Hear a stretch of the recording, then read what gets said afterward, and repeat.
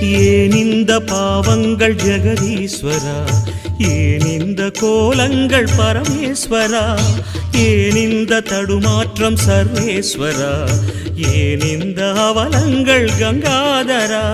மூன்றாவதாம் உன் கண்ணையே நீர் திறப்பீர் உலகுயவே.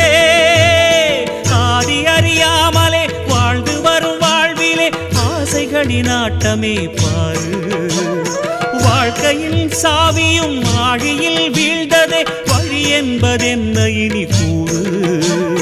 கைலையில் தாண்டவம் ஆடியது போதுமே, பூமியில் நீ